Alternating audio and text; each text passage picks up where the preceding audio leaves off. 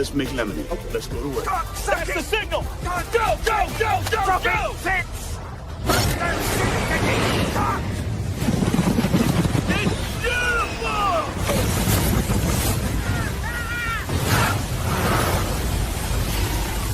Mother Nature just pissed her pants, dude! Wake up and hit the ground running. It's The Rush, presented by Willis Auto, with Travis Justice and Ross Peterson bringing you raw, unfiltered, and unapologetic talk about sports, life, and everything else that matters. No filtered, no fluff, just The Rush. Happy Wednesday, everybody. Welcome to The Rush Radio Show, powered by Willis Automotive. Of course, if you need collision repair, Willis Chevrolet of Granger Collision Center is the place to go. Immediate availability for collision repairs on most makes and models. They work with most insurance providers and make the process so easy. Recently named the iCar Gold Class certification. Start that journey at willisauto.com. If you're listening on the audio stream at therushradio.com, the Rush Radio Android app, or the TuneIn app, thank you so much. Watching on YouTube, hit that subscribe button. Give this video a like.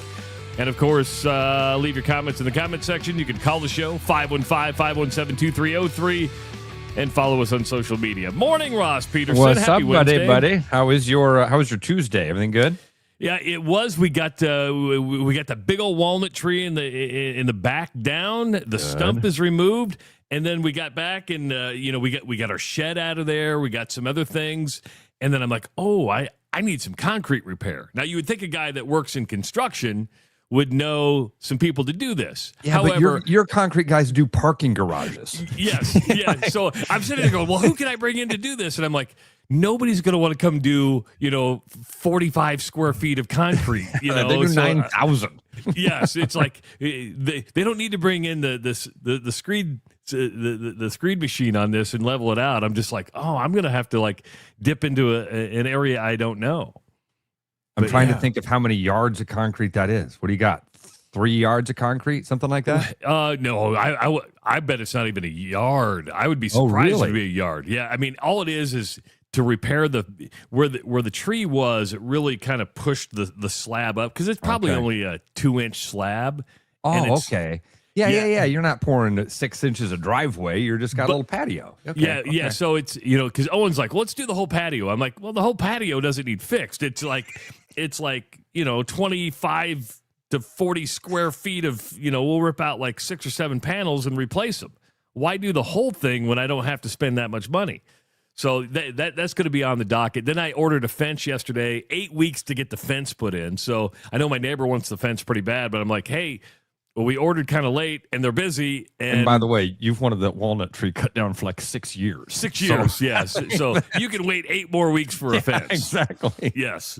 But, so the backyard feels kind of naked out there, but I was watching it. Does it feel really open? Like in my head, when you were describing it yesterday, I was like, dude, that's going to, it won't double the size of your patio, but it's significant because not only did we take the tree out, we had that old plastic shed. It was a nice shed, but so they're like, we'll just haul that off for you. So they just put it on the skid, and now you're like, look at all this room we have back here. Look at all this space for activities. We just improved our outdoor living space, which added at least another $10,000 of value to the house. But what happens is since it's brand new to you, you're like, oh, we should put a basketball court there. And then you'll put a hoop up and you'll be like, oh, there's not enough space for a hoop here. Yeah, why'd we put the hoop up? We never had hoop and we had kids. Why did we do it? We don't have kids. That's good. I'm just going to keep it at 8.5 feet for I can dunk. Could you think you could still dunk 8.5 feet? Oh yeah. I'm impressed by your athletic ability. Yeah. Matter of fact, I was dunking on an 8.5 foot rim over the weekend. My little nephew had his 13th birthday party, and they just got one of those gorilla, stand hoops. They've got the spring-loaded thing. And I said, let's just keep going to see how high I can get up. And I got to about 8.5 feet, a little bit higher, and I'm like, okay, I'm done at that point. I'm interested now. I'm interested to know what. I don't know if I could get to 8.5. Yeah, you could. Could I? Okay. Okay. Let's look at it this way. I'm roughly 6 foot tall. Yeah. Right there, I'm at 7.5. And you've got a 12-inch vertical? Oh, come on now. I'm dead serious. I don't think I do. I'm not picking on you here. I'm genuinely asking. Dude, that's why when Hendo, I was like, can you still dunk? And he's like, come on, dude. I'm like, well, I've never been 6'10". I don't know what it's like. Yeah, so 8.5 feet is not as high as you think. I mean, look at your ceilings, probably an 8-foot ceiling. Yeah. You can touch your ceiling. Yeah, with some effort. With some effort. With some effort. I know people don't believe me, but there was a point in time in my younger days when I could palm a volleyball. I could dunk a volleyball on a 10-foot rim. I could never get the basketball up. It was just a little bit bigger. I couldn't get it over the rim. But that's back in my athletic days. Dude, I've told you about this, that one of the most fun moments of my life, or fun times, there was a place called Grand Slam USA that opened out in Urbandale.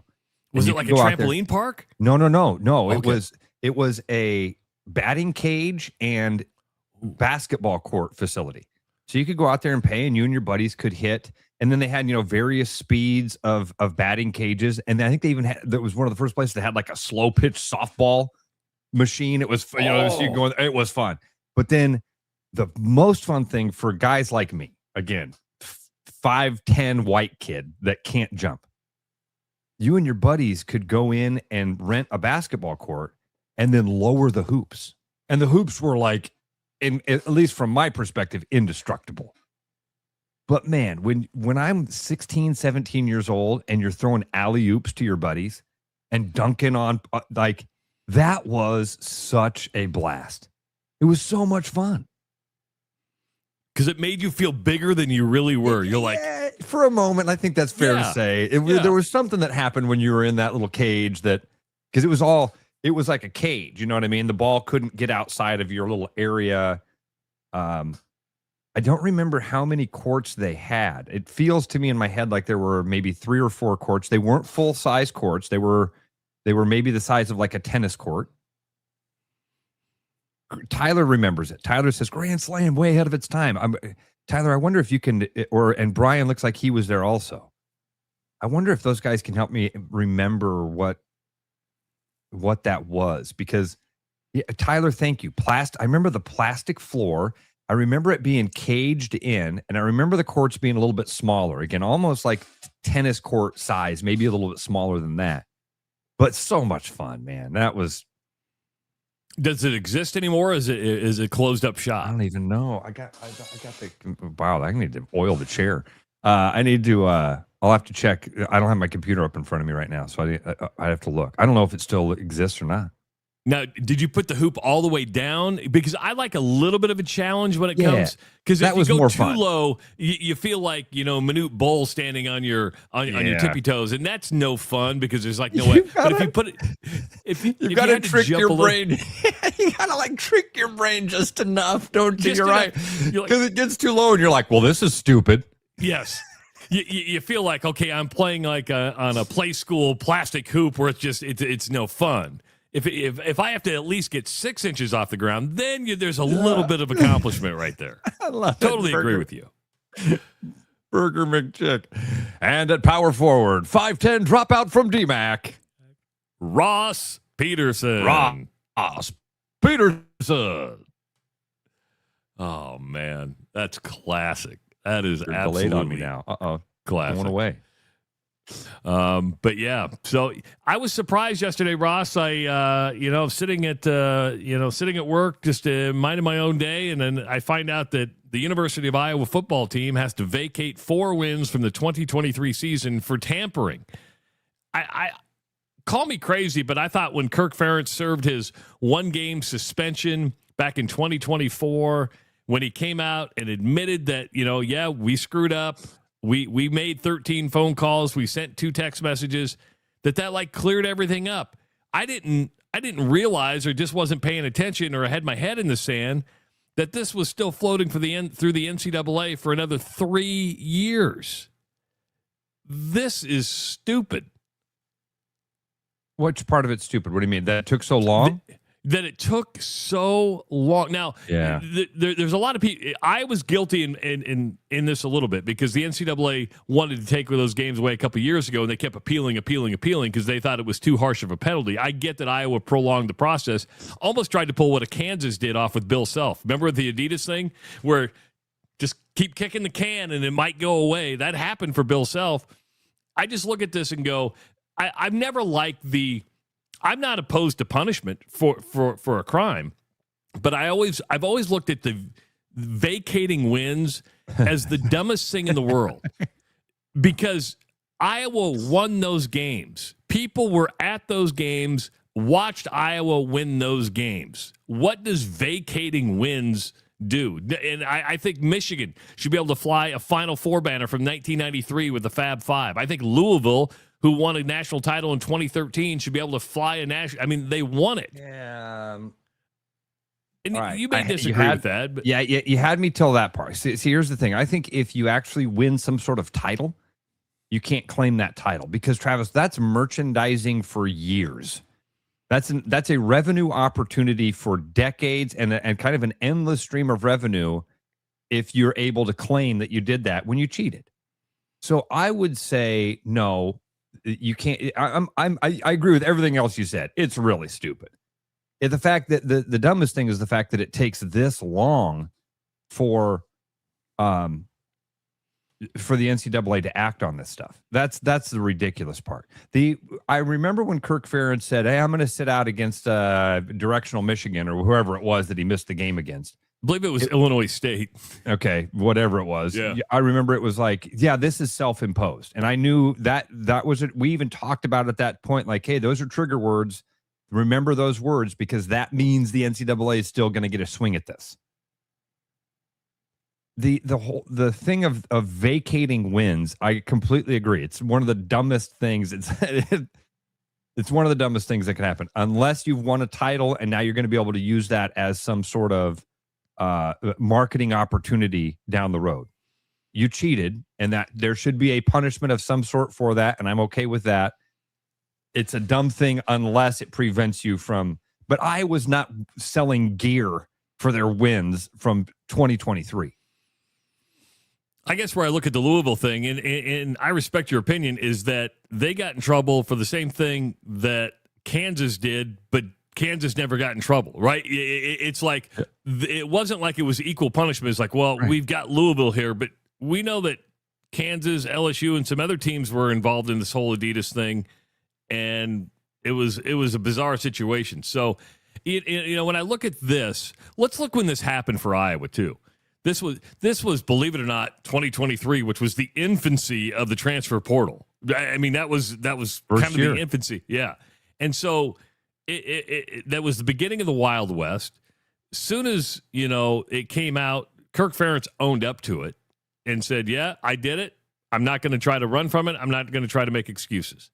The bigger problem I even have now is the continued reactive response of the NCAA and not being proactive. Because, okay, we have Iowa get in trouble for tampering for Cade McNamara. What a tamper that was. And then what has the NCAA done to try to prevent tampering moving forward? Because tampering, as we know, is probably worse now than it was in 2023. More than likely. That could be, Travis. I don't know. Are there more guidelines now? I don't know enough about it to make a statement to comment on that statement you made, I guess. It could be. And if it is, then I think the problem that you're having is the inconsistency with the NCAA, because sometimes they do act quickly.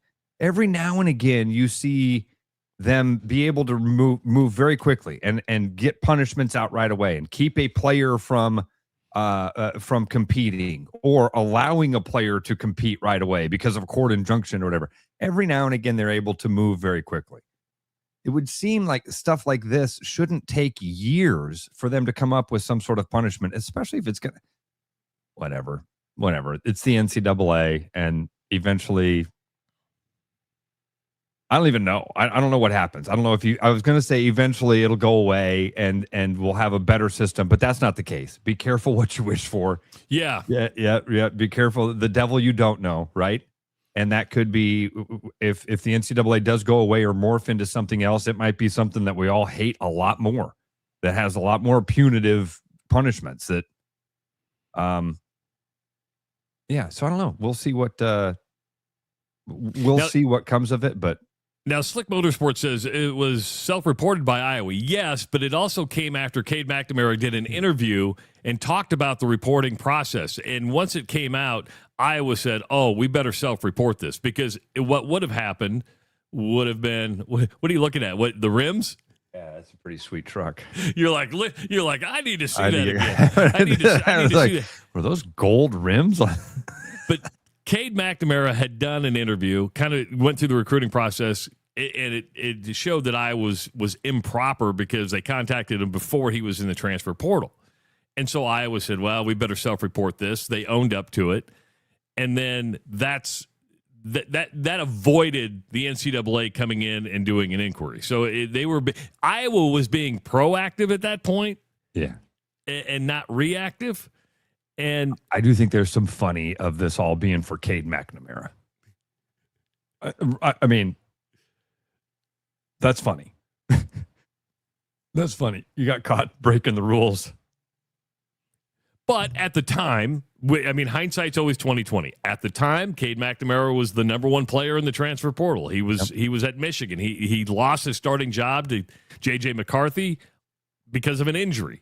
So I mean, and you're sitting there going, well, this guy, he was really good at Michigan. He's going to be really good at Iowa. Well, that wasn't quite the case. And when I talk about tampering today, we've had coaches go back and forth when it comes to tampering. Look at Dabo Sweeney and the new guy at Ole Miss. I mean, they've accused each other. You have coaches who say tampering's happening all over the place, but they don't want to tell on each other because it's a tit for tat. Well, if I tell on you, you're probably going to tell on me. And nobody's going to come through and go, yeah, I tampered. This is, this is one of the things that is funny about, like, when the Astros were caught cheating, there weren't a lot of teams. There weren't a lot of people standing up and screaming and yelling about it. It was like, oh, because they're all going like this. I hope they don't find out what we've been doing. Some I think truth to there's that, a lot right? of that. Yeah. Yeah. And listen, I saw this thing yesterday. I kind of chuckled at it like, oh, vacating wins. What does that? And I think it was Doctorman right away that said, hey, by the way, this doesn't affect Kirk Ferentz standing as the winningest coach in the Big Ten. No, his total victories goes now from 213 to 209, so he still holds the record. He lost 4 wins in there, and I'm like, yeah, right. Whatever. And if all of a sudden it was like, he's no longer the winningest coach in the Big Ten. Okay, so he will be by November. Cool. Like, what? We'll just celebrate it again. Now, the vacation of wins isn't the only punishment that Iowa got. They get a year probation. I like what you just said. Rather than vacating wins, the vacation of wins. I like that. Because it makes me feel like they're just gone for a little while. Yeah, they're just gone. They'll be back. Not coming back. They're going on a long holiday. They're going on a very long holiday. Where are you 4 wins going? Well, we haven't decided yet. We're thinking Mexico, maybe Playa de Carmen. Iowa puts out a press release that says the vacation of our wins doesn't affect Kirk Ferentz, because then it sounds way cooler. Well, Iowa was pretty forceful against the NCAA yesterday. Beth Goetz, Kirk Ferentz both said the punishment they felt was a little harsh, which, sometimes they say, well, it's fair, but you come back and say it's harsh. Wait, hold on. Am I missing something? Is there also like a financial penalty? So there's a $25,000 self-imposed fine that took place. They're on probation for a year. They have a 2-week ban on all recruiting communication. Okay, that's a big one. That's big because that's big. I mean, when you take away communication for 2 weeks in a market that is, you got to be buying fast. Strike now. Yes. Yeah. And then there's a 24-day reduction in recruiting for present day. So it's like, okay, well, you can't bring them on campus. You can't go someplace. I'm just realizing right now there's still ways around all of that. it's 2026. There's still first thing I say is, what happens if you break those rules? In another 3 years, you have to pay another $25,000 and give up a couple victories. What happens if they ignore that 2-week ban? And Kirk Ferentz makes phone calls. Better question. Who specifically can't make contact? Members of the staff? Brad Heinrich's not a member of the staff. True. Very, very true. So maybe the 2-week thing isn't as big as we thought it is. Can players make contact? There you go. Hey, bro, what's up? What if for 2 weeks, what if you send out that message to all your guys and say, hey, just so you know, we're not supposed to contact you. But if you get a phone call from Lakeland, it would be fun.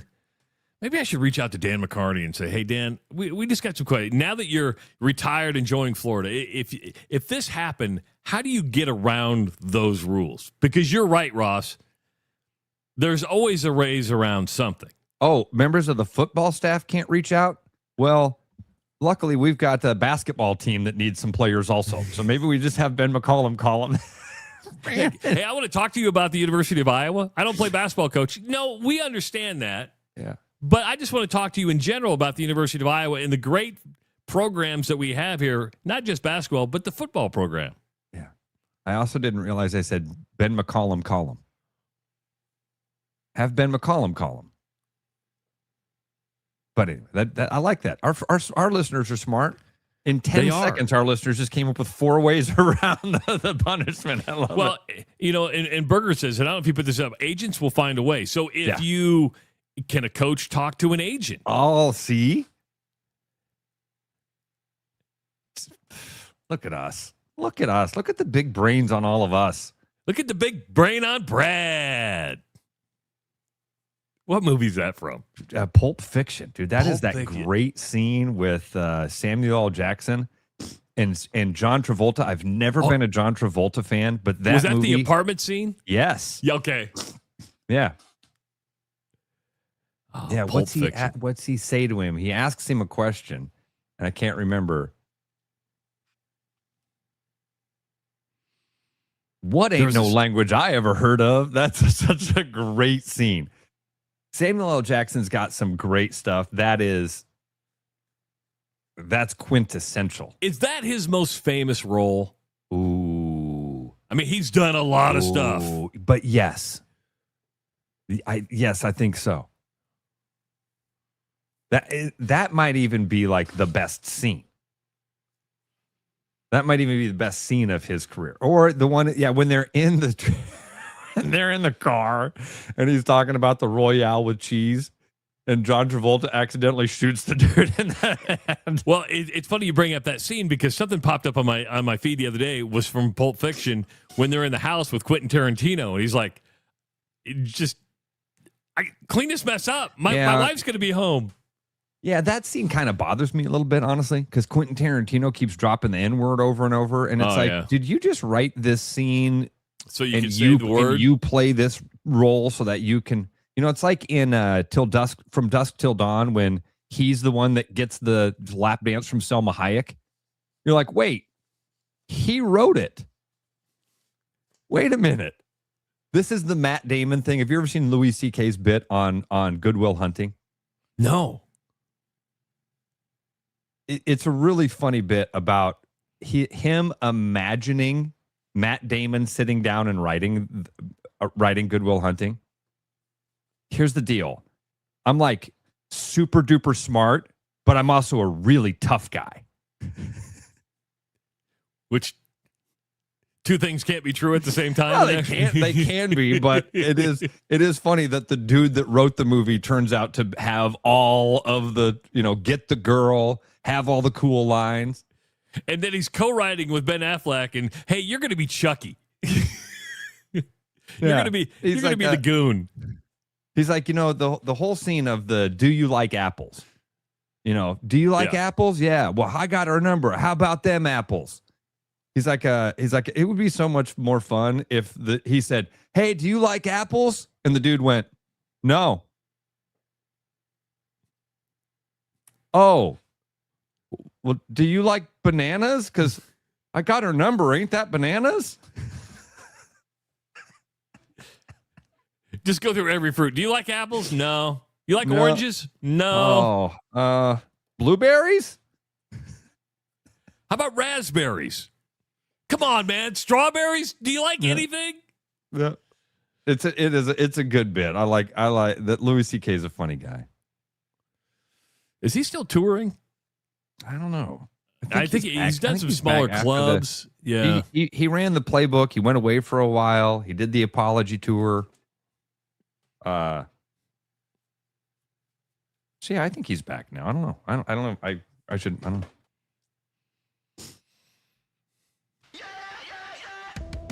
You know, tomorrow we're going to be joined by Brian Duax, who's going to give us the Rush Radio Central City Liquors Deal of the Week. And I believe the drawing winner tomorrow gets to go into the secret stash, gets to go into the vault. Oh, tomorrow's the vault winner? Yeah, tomorrow's the vault winner. Think so about get that. to Central City Liquors and get your receipt in the box today. Yeah. Mention the Rush Radio Show. That's a big, big deal. Because not very many people get to go into the vault. The Todd Father's very protective of that. Well, Orange, you glad I didn't say banana? And if you're looking for the best selection of spirits in Iowa, Central City Liquors in Des Moines has you covered with over 150 single malts, 50-plus bourbons, and hundreds of vodka varieties.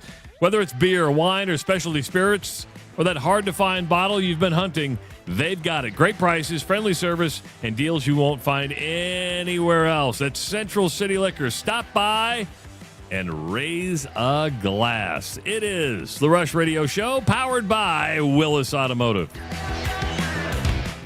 The Rush Radio is now on the free TuneIn app, allowing you to enjoy the show on Apple products and Android Auto.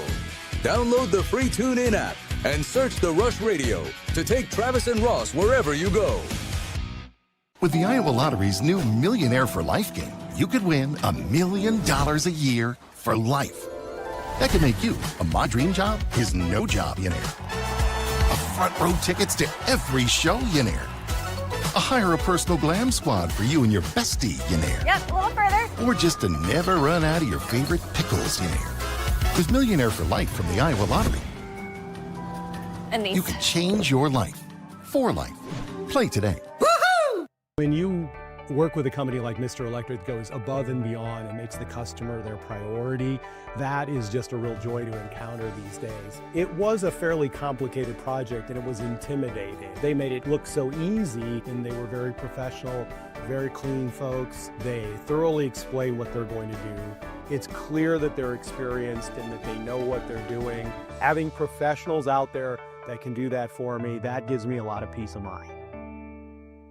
Keep your edge with Body Armor Sports Drink. Bold flavors, electrolytes, and hydration that goes the distance. Grab Body Armor before the grind, during the game, and after the win. Body Armor Sports Drink. Hydration that's real and better for you. Pick up Body Armor Sports Drink on your next grocery store run or convenience store trip. My name's Gary Prosnell, and I'm a residential home mortgage banker for Northwest Bank in Des Moines Metro Market. I've been financing people's homes for over 25 years, and I'm an expert in financing VA loans, FHA loans, IFA loans, and new construction homes. This is my cat, Norm. Norm knows basketball, but he doesn't know mortgage. And that's where I come in. There are a lot of Tom, Dick, and Norms out there doing loans.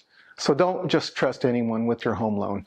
I'm your local, trusted, experienced expert. Please call me. I would love to help you. Call Gary at 515-975-6767 or find his profile at nw.bank.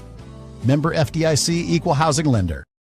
Hi, I'm Todd Lee, sales and leasing consultant here at Willis Cadillac. Spring is here and flowers are in bloom. And by flowers, we mean our amazing inventory of Cadillac CT5s and XT5s. And with interest rates as low as 2.9%, now's a great time to stop in Willis Cadillac and pick one up. From sedans to SUVs, Willis has what you're looking for. Stop out and see us or visit us online at williscadillac.com.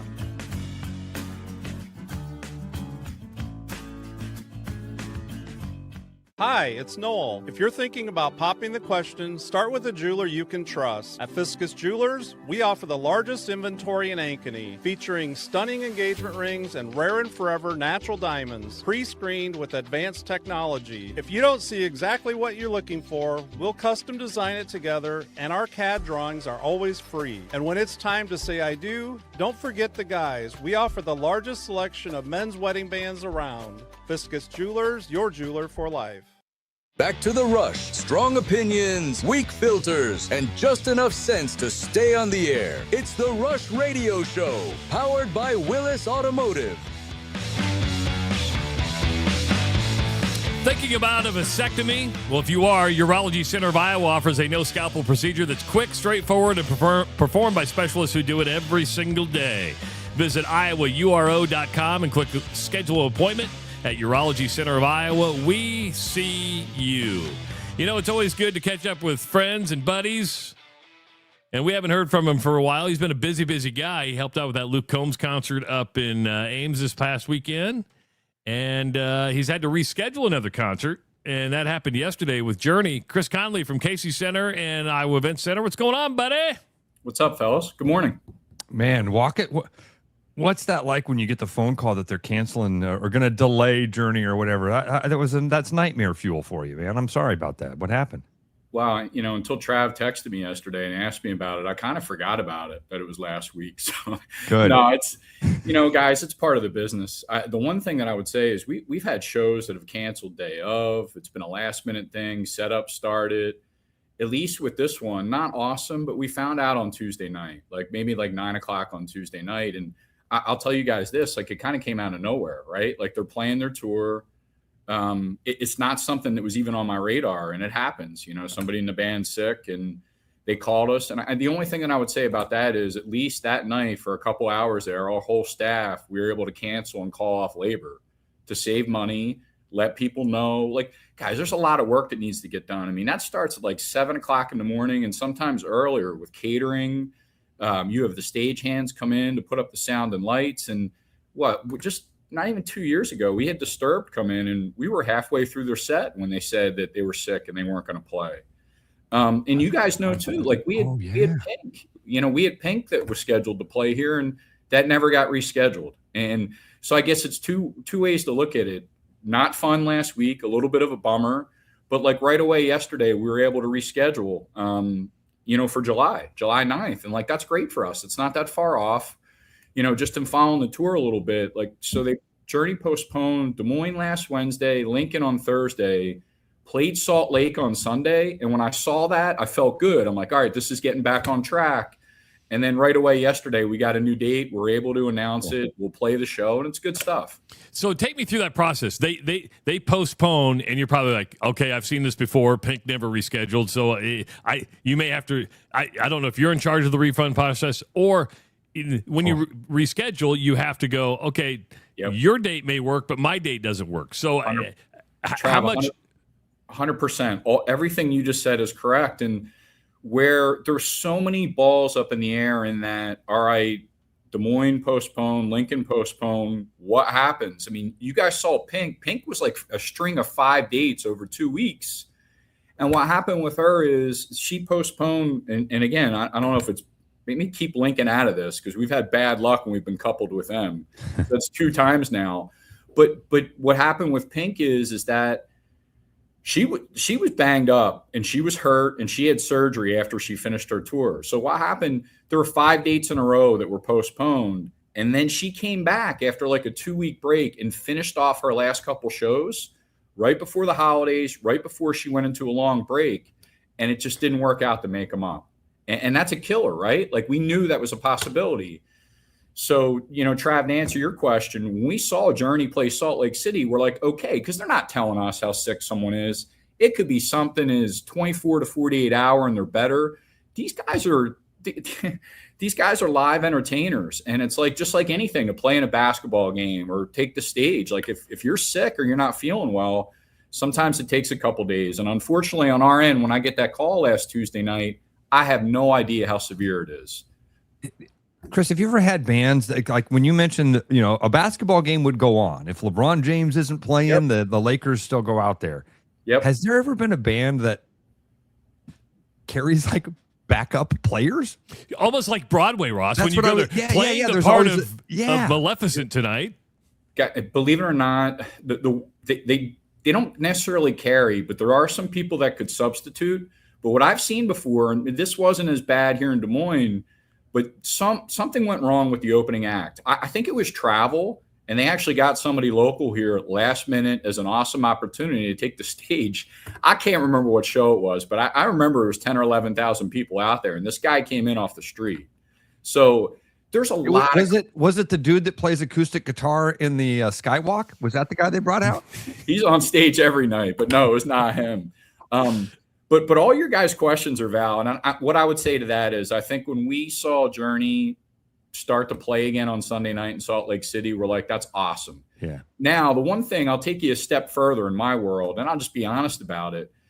You know, our fiscal year goes through the end of June 30, right? So as awesome as this is that it's rescheduling, it's in July. So guys, that's a huge swing on money that won't hit this year in the budget that we had forecasted. And I'm just letting you know, like, that's a killer. But like, to get the show back, I was thinking good thing to start the next fiscal year, but no, bad thing because now you're off on this year. Yeah. Okay. Yeah, and you know, we put together a forecast, and it's like, that's a massive swing, guys. Like, that's a swing to the bottom line of $150,000 to $200,000. And when you hit April, you know, I had somebody, you know, one of the younger guys around here is like, well, let's go get another show. And I'm like, well, being midway through April, we're not going to get another show in this fiscal year. So it doesn't work like that. So like, just dealing with this whole experience, some of it's a good teaching moment, some of it's patience, some of it's like last Tuesday night, spending 3 hours on the phone, figuring out who we can cancel so we can save money, protect the tour a little bit, get the word out so people know what's going on. And honestly, I'll tell you guys, pulling in early on Wednesday morning, because we got that heads up at 9 o'clock, things are way smoother to be able to communicate everything the next day. You know, you mentioned you got to save money on labor and stuff like that. Now I'm curious because I don't. When you see a concert go in, you just see all the trucks and the trailers. You're like, oh, that's all Journey stagehands. They're in charge of it. When it comes to like a show, how many local people are actually involved? Because by getting canceled, somebody didn't get a paycheck either. So I guess how many people are locally involved in putting a show together like that? It's such a good question because, Trav, most people think that. They think all these trucks roll in and they're carrying all this union labor around with them. It doesn't work like that. They probably have 2 or 3 main guys that handle the coordination of sound and lights. Bigger production, maybe 5, 6, but in that ballpark, you're talking about a handful of people. Wow. So for certain shows, we could have a stagehand call as big as 80 to 100 people. That's right? just stagehands. That's not and that's concession all local workers. People. That's not ushers. That's not gate. That's not you. Just stagehands. But think about it. Like for some of these bigger productions, and you guys have been down, you've seen it. Guys, sometimes there's as many as 15 to 16 riggers just hanging the stuff. And then you have stagehands pushing, and you have different calls, and it is nonstop. If it's a tour provided stage, you're pushing the stage in place. So again, you're talking anywhere from, man, at a minimum call 50 to 60 up to 100, just stagehands. Then you're talking catering workers, you're talking security, all back of house. You're talking about our parking people. There's so many things going on first thing in the morning that people don't see. How does one become a stagehand? People are like, well, how do I become a stagehand? I'm with that, Chris. I was in that group when I see the WWE roll into town. My thought is like, well, man, there's got to be 150 dudes from the WWE that are there to set up everything. And look, there's different positions, right? Like you have is elementary as a loader, somebody pushing cases and doing that kind of stuff. But when I talk about the riggers and the work they're doing, man, that's specialized work. They got to go through a training program. They got to get hired at a certain level. So it goes from like medium, like just labor, you know what I mean? No different than my place in the operations world, medium to like highly skilled. And what I would tell you guys is sometimes like Des Moines is so busy, especially in the summertime. Like think about it. Like a couple years ago, we had Pitbull going on during the state fair with Carrie Underwood. You have Waterworks, Anything else that's going on, Civic Center, that's all union labor that's putting this stuff on. Yep. And there are some times, and especially when it's like a WWE or a big rock show that's high production, we have to bring riggers in from out of town. We get them hotels for the night. We have to do stuff like that. Holy cow. It's super strategic. It really is. I'm glad you asked this question, Trav, because that's something that I had always been wrong about. I just assumed everybody brought their own entire crew. So like when Motley Crue showed up and Tommy Lee did the thing where he was spinning above the crowd. In my mind, I'm there and I'm thinking, holy cow, they got to have 100 dudes that travel around and tear this thing down and set it up. It's a union job. It's local guy. They don't. But I will say though, like, look, like a Motley Crue or somebody that's toured for years, they do have 4 or 5 guys that have done this for a long time. So it's a blueprint. Like there's a rigging call that we get in advance, and like we have some really good people as part of the union. Like Will Pyle, who does the rigging. Like, look, there's times we have to study how heavy something is to load in, and there may be a time where we can't handle that depending on how big the show is. I'll give you an example. We had a really good shot at Justin Timberlake, and it didn't work because it was too heavy in our building. There aren't many of those, but it can come up. And what you mean is the engineering load can't support the weight. I mean, buildings are engineered to hold so much load, and Chris, sometimes you can't. What was it? Do you remember what specific? Because like I remember seeing Metallica at Lollapalooza, and they landed a helicopter on the stage. Yeah. I mean, but what was it that Justin Timberlake was going to bring that was too heavy? And man, this is getting into the weeds a lot. We love it. I'll talk to it forever, but what happens is it's like, so when you do a 180 stage setup, right? So like our stage, Ross, you've been to a million shows. Our stage is down the south end. That's where all of our rigging points are, the main rigging points. But like, look, this building's over 20 years old. And as these productions have gotten more sophisticated, they're going down the other end with B stages, your helicopter you're talking about. And that's where we have less and less beams to be able to hang things from. Most of the time we can handle it on the one side. If everything's getting hung during the normal south side, we're good. But some of these that go down the other end, and it's a major production down the other side, and sometimes it's just too heavy. Again, we don't get a lot of those, but there are a handful of times. I think McCartney was one where this has to go to an engineer and they have to sign off on this whole thing. So I know you were involved with the Luke Combs concert, but they want to know, and I don't know if you were part of this. Did you bring it? Did they need riggers for Saturday, or did they bring theirs because it was a massive, massive stage? And were you a part of hiring that stagehand crew? So a couple things on that, and that's the funny thing is like, yes, that is local union work that does this, and that's where it becomes a lot more tricky because we're involved in this now. So like, guys, a lot of stagehands that work here, they're working up there too, right? Yeah. We had a massive weekend. And I will tell you guys that I helped with the show and worked behind the scenes. I wasn't physically up there. On site, what we had here in Des Moines, we had Monster Jam, we had state pool players, we had a dance competition, and we had a tattoo convention.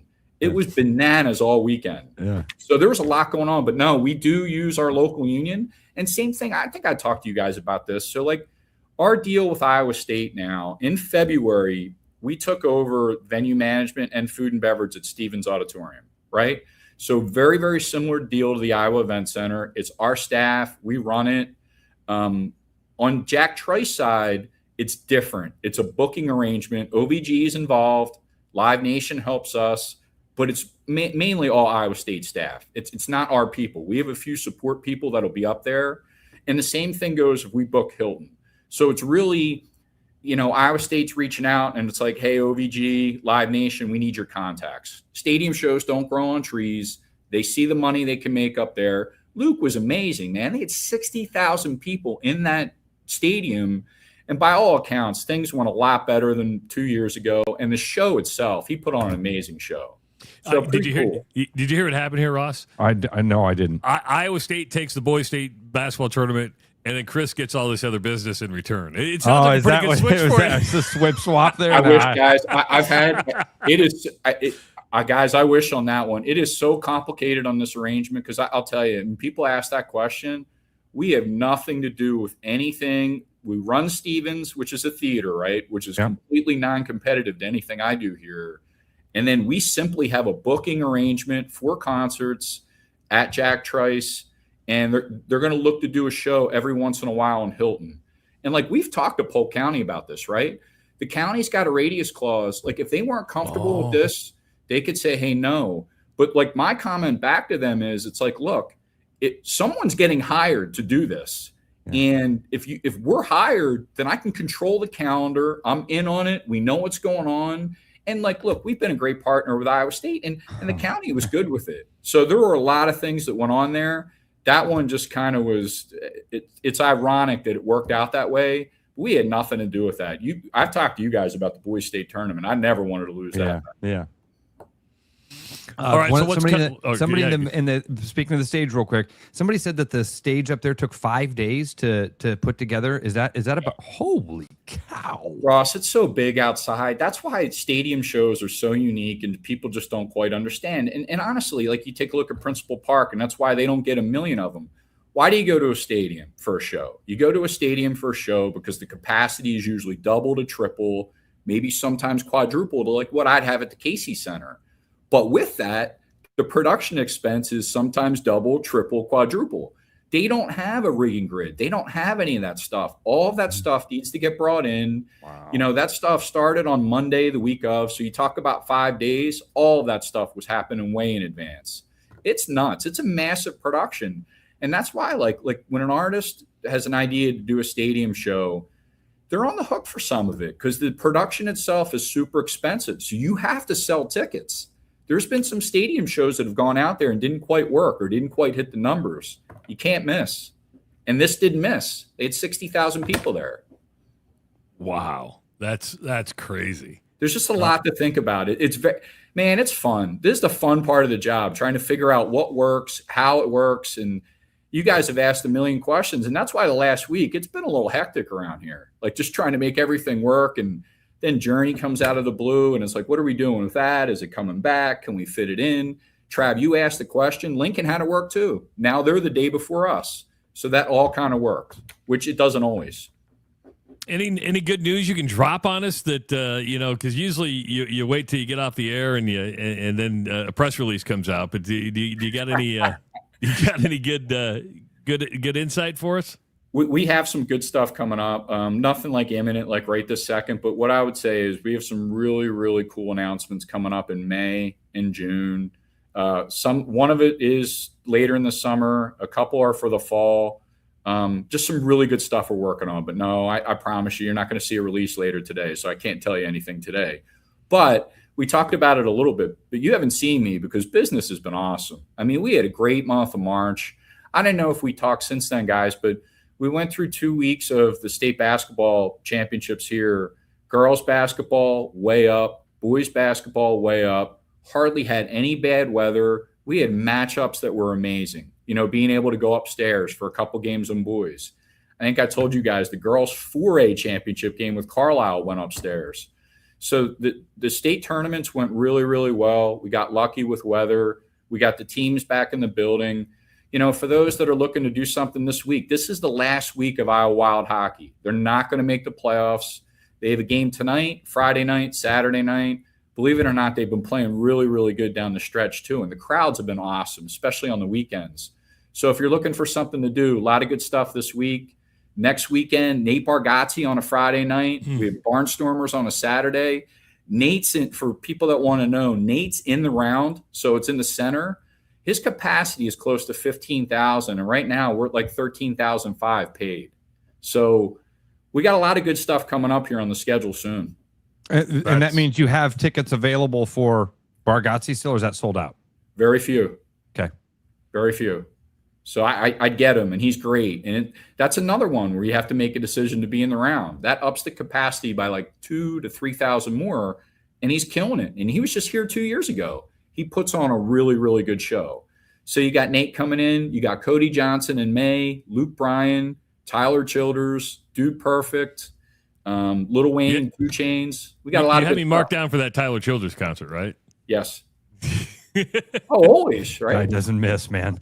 Nope. Oh, I love Tyler Childers. Ross, I hope you go to it. It's a really good show. Yeah. I always hate overselling something to you. I'll have to reach out to a friend to see if I can get in, but I'll see what works out there. You're probably bringing Owen, I assume? Yeah, I believe so. Are you bringing more than just Owen? I think Lizzie's coming along too. Nice. Okay. So, All right. Well, then I can just be your fourth. Yeah. I was down there. I was down there this weekend a couple times, Chris. I knew about the tattoo thing. I knew about the dance deal, and I was there to watch my friends play pool in the state billiards competition, which is a super cool event to be at. That is a subculture that is really, really cool to see how passionate they are. It seems like a very fun group of people.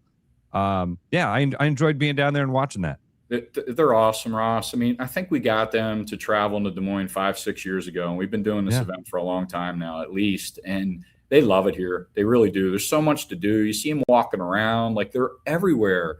And it's just a crazy weekend. Like even Monster Jam, the numbers are way up. And, you talk about splitting staff. So like CSC, the security company that does our security, on the Saturday, they were doing security, up at Jack Trice Stadium as well, parking, everything like that. Business is awesome. It really is. And it's, you guys know, like once we hit May and like the teams go away and like we start to get in the summer, things wind down a little bit. So the March and April, we try and capitalize as much as we can. And it's the last 6 weeks have been awesome. All right, Chris, I know you got to get to Ankeny for a meeting, so we'll let you get out. Well, I see you this weekend at Bacon Fest. You going to come down to Bacon Fest at all? I think it's sold out, right? I believe it is, yeah. Yeah, let me know and just give me a holler and I'll be around.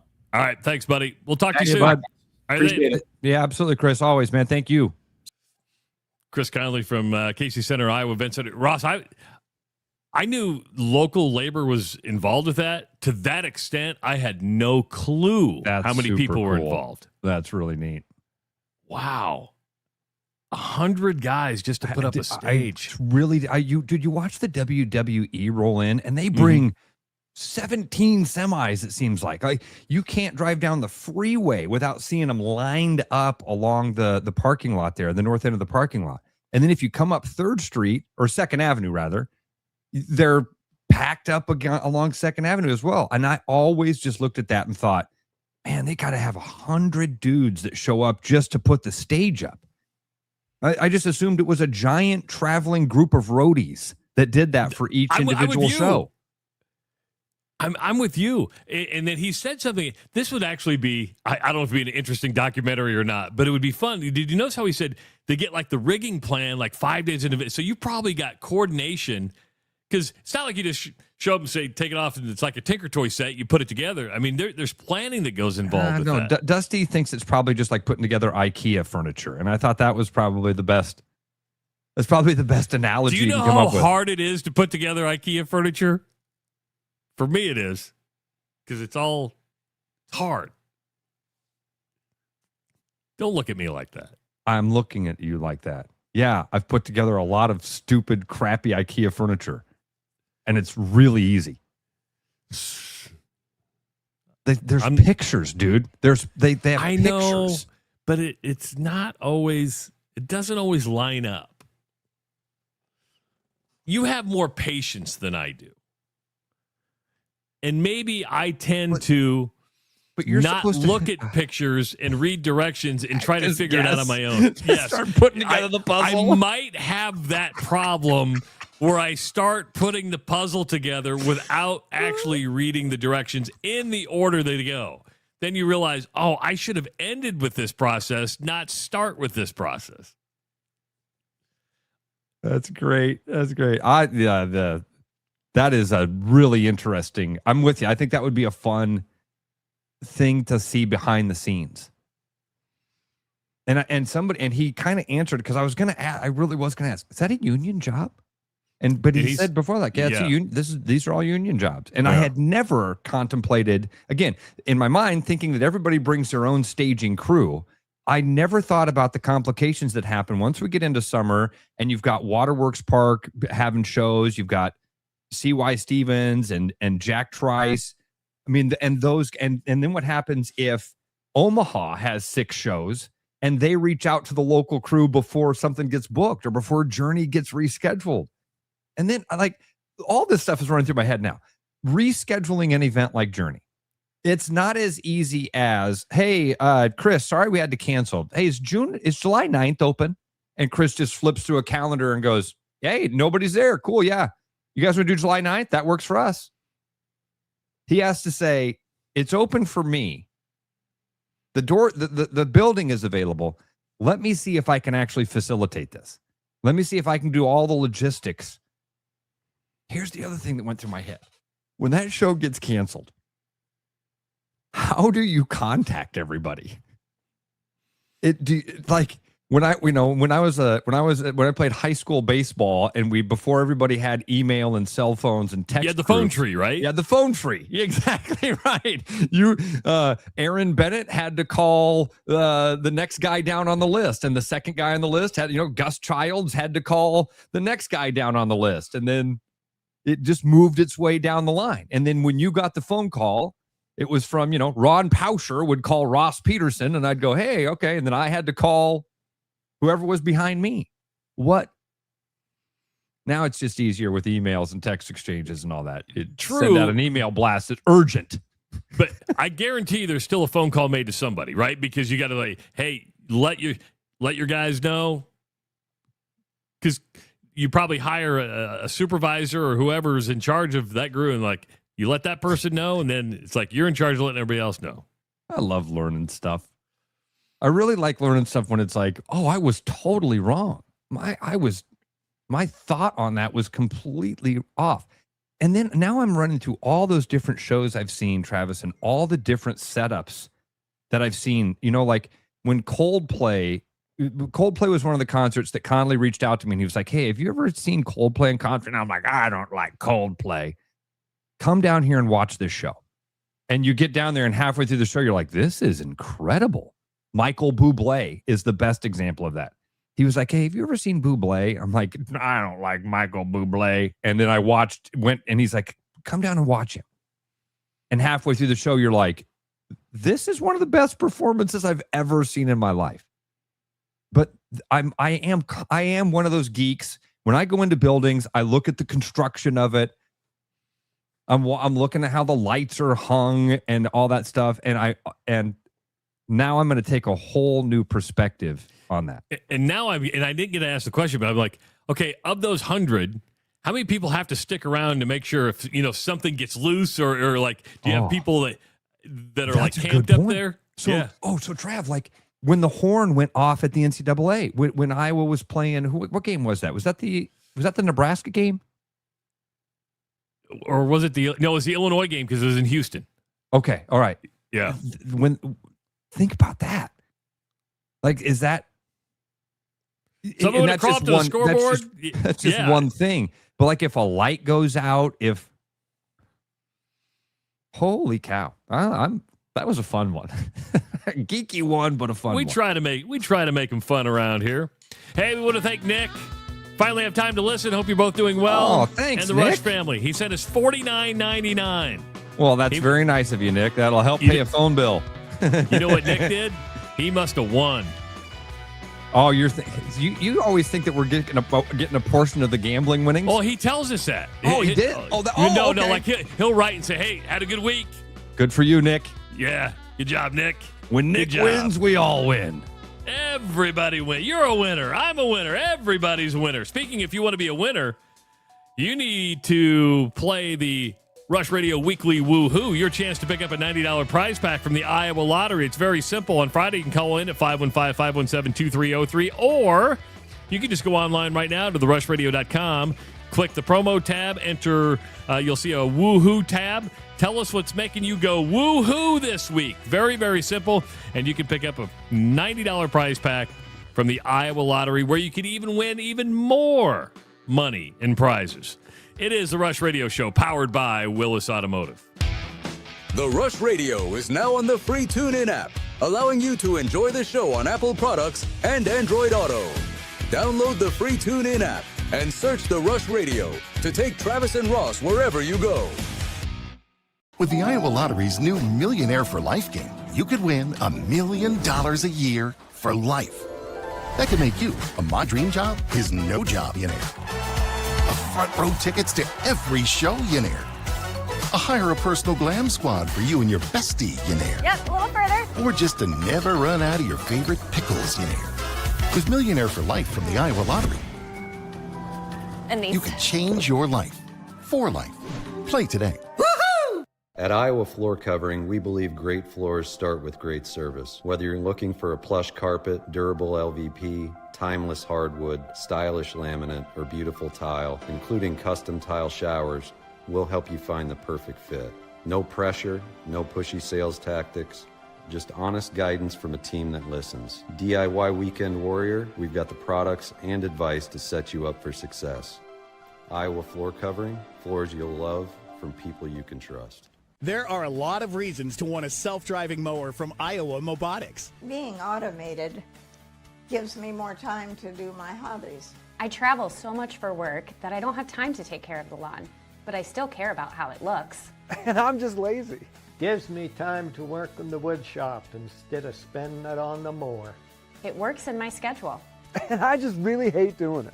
No matter your reason, with Iowa Mobotics, spend less time mowing, more time living. Hey everybody, Mason Miller, sales manager out here at Willis Infinity, and this month we have some exciting new offers going on. Take advantage of up to $6,000 in retail cash on an all-new 2026 QX60, or lease a QX60 autograph for as low as $799 with $39.99 down. Also, on this beautiful QX80, take advantage of up to $9,000 in retail cash, or 0% at 60 months on the QX80 autograph or sport. For more information on these exciting offers and more, visit our showroom or online at willisinfinity.com. Your house wasn't built for bats, birds, or raccoons, but try telling them that. At Bats and Bugs Pest Solutions, we've been helping Iowans take back their homes for over 20 years. We use cost-effective, eco-friendly methods to solve wildlife and pest problems the right way. Whether it's bats in your attic, birds in the vents, raccoons in your chimney, or moles in your yard, we have long-term solutions. Call Bats and Bugs Pest Solutions today at 515-218-3400, and let's make sure your home doesn't become their home. Start spreading the news, cause it's time to buy booze, and there's only one place to be. You can see all your friends, the good times never end unless you're just loitering. It's Central City, we can make your dreams come true. No guarantee your dreams will come true. Central City, all this booze is waiting for you. Look at all this booze. Game on, keep your edge with Body Armor Sports Drink. Bold flavors, electrolytes, and hydration that goes the distance. Grab Body Armor before the grind, during the game, and after the win. Body Armor Sports Drink. Hydration that's real and better for you. Pick up Body Armor Sports Drink on your next grocery store run or convenience store trip. Like a rash you thought was gone. Travis and Ross aren't contagious, but they are addictive. It's the Rush Radio Show, powered by Willis Automotive. Hour number 2 of the Rush Radio Show, powered by Willis Automotive and Willis Cadillac. Escalades are available right now, which rarely happens, folks. They also have Escalade allocation open, so you can order your Escalade today. Start your buying journey at willisauto.com. If you're listening on the audio stream at therushradio.com, the Rush Radio Android app, or the TuneIn app, thank you so much. Watching on YouTube, hit that subscribe button, give this video a like. Leave your comments in the comments section, and you can always call the show at 515-517-2303. Follow us on our social media channels. We've got X, Facebook, Instagram, TikTok. You look fine. I think when I went down and woke up Audrey and I hugged her, it looked like I have a toupee. Golly. No. As a former toupee wearer, you do not look like you have a toupee. I promise you that. I went down and it was talking with Audrey. She was saying that a lot of lightning last night. I did. Man, I She's like, there were lights flashing in my window last night. I'm like, ooh. Was it the cops or was it lightning? Was it the cops? Was it the cops? Could have been the cops. Could have been the cops. Who knows? Ross, if I were to ask you to give me a recognizable brand. Nike. Very good. Sports. It could be any brand. Let's just talk brand, right? Okay. I mean, but sit with us. And what makes Nike a recognizable brand? Is it the swoosh? Yeah, I think that when you said recognizable brand, the swoosh was what I had in my head when I said Nike. Yeah. Apple, right? When you see the Apple, you go, okay, that's an Apple product. I know exactly what that is. Brand is important because you need it to be recognizable. Well, the college football playoff is starting to realize it doesn't have a very good brand. And so if I said college football playoff, and would you know, what would you associate with the college football playoff? You mean a logo? Yes. Oh, college football playoff. Well, if I had to draw it, it would have the little bracket thing. Wasn't there something that it was like the trophy and the bracket? Well, the trophy would be that's probably their most significant thing. They may have had the bracket in there, but the logo was the trophy. Okay. Well, they've realized they've got a brand problem. I'm going to get into the numbers a little bit, but this is the new brand of the college football playoff. They've changed the font and they've reworked the football trophy. You fixed it, boys. They probably spent $150, maybe $200,000 to come up with this because they want to be more recognizable. They've gotten rid of college football playoff. They're going to CFP, national championship, and then they got the logo, which is part of the football and the trophy. Okay. And the reason they're doing this, Ross, and to me, this does not solve the brand problem. Because what does this tell me? Oh, I've got a college football national championship. That's great. Here's the brand problem they run into that I don't think this logo even solves. In a survey they did, 72% of the people surveyed, 72%, in a poll, that's a big, overwhelming majority. Yeah. 72% of the people believe that the NCAA runs the college football playoff. Yes. That right there, what we just showed, does not change that narrative. I don't know how you go, boy, look at this logo, CFP National Championship, we're a separate entity. Does it benefit the CFP to intentionally try to separate themselves from the NCAA? That's a good question, and maybe. I don't know if I have an answer. But the whole reason they're doing this is to create a separate identity. To me, that doesn't create a separate entity. The only way you're going to create a separate entity is to totally remove yourself from the NCAA and start a brand new organization. Because I think most people don't understand this. College football and the national championship has never, ever been run by the NCAA. Not at the Division I level. Division I AA, yes. Division II, Division III, yes. I'm ignorant about this also. Who owns it then?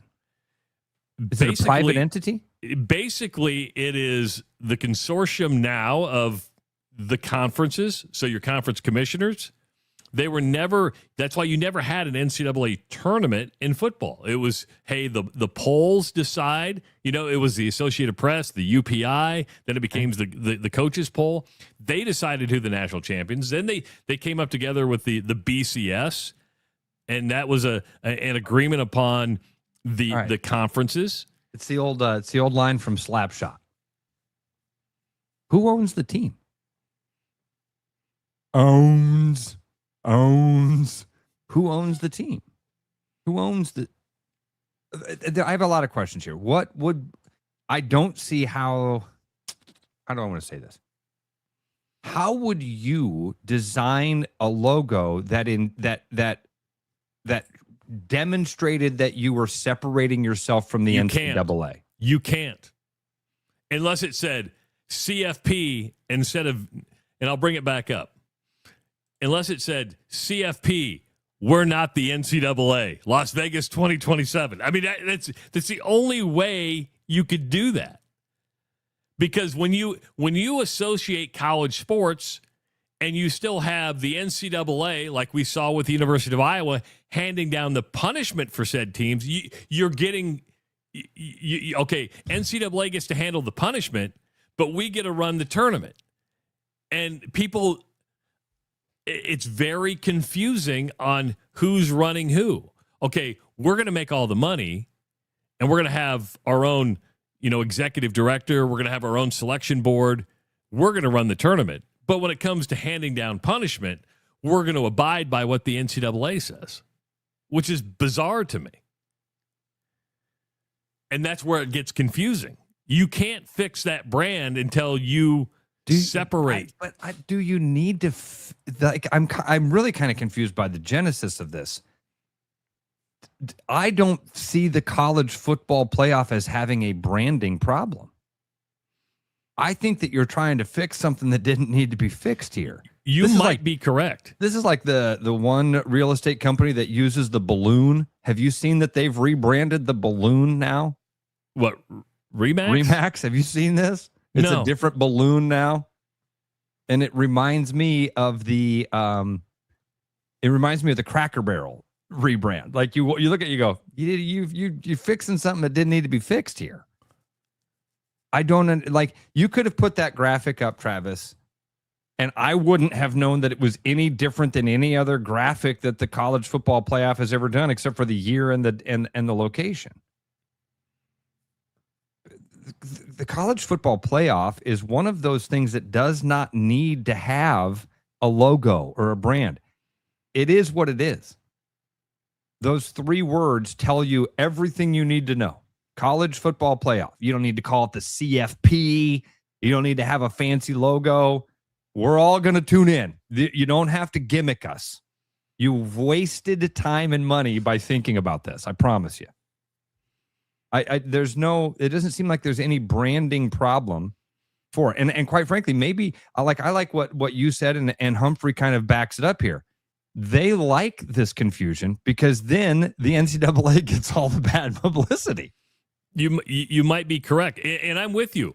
Does it have a brand? If your goal really is to say, hey, we're separate, that's going to be hard to do when, like I laid out before, if they're doing all the discipline and you're getting all the cash, why do you care? And when you say you're getting all the cash, again, I'm just something. Who owns the team? So who owns the college football playoff? Well, basically, right now, there is no one owner, but it would be the conferences own the college football playoff. Basically the SEC, the Big Ten, the Big 12, the ACC. And then the group of 4 has a piece in it. But now, nothing can really be decided until the Big Ten and the SEC agree on something. So right? The Big Ten and the SEC own it. Essentially, because they're the decision makers. Like we were supposed to have an expansion of the college football playoff. The Big Ten and the SEC, the Big 12 and the ACC are on board with the SEC plan, but the Big Ten won't sign off on it. So therefore, we don't have expansion. There is no clear owner. It's the leagues, but 2 leagues have the most power when it comes to the decision-making process. You have an executive director. You have a selection committee. But after that, it's kind of what Tony Petitti and the SEC want. My buddy Kyle says, what if you called it the independent college football playoff? That may give more clarity that it's not an NCAA event. But when 72% of the people right now tune in to the college football playoff and believe it is run by the NCAA, much like the NCAA basketball tournament. You know what it reminds me of is NASCAR. When that NASCAR lawsuit came out and I said, oh, yeah, by the way, the France family owns NASCAR. There were people that were like, there's a family that owns NASCAR? Has for a long, forever, since the beginning. Yeah, right, yes. Right. It's like the UFC. It's a privately owned organization, and they're gatekeepers. They get to decide who's in and who's out, and if you don't play by their rules, you're out.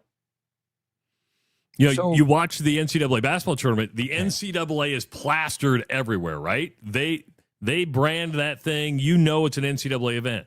You watch college football playoff, you got that trophy at midfield, but it's not plastered like everything else. Most people just think that's an extension of NCAA branding. But I'm with you. They're creating a problem that they don't need to create. They're trying to solve a problem they didn't need to worry about or solve. And I don't see any difference in what you just put up there as opposed to what they used to. Let me see. I don't see any difference. Let me see if I can pull it down for you because I know I got the logo. I'm just gonna have to download it. And I would say it's not, Ross, a huge difference, but there's little subtleties. It's like, oh, you spend a lot of money to basically make something look slightly different than what it is.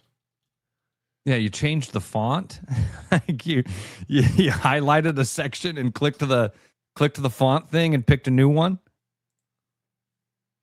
We're so 2026. They used to do Times New Roman.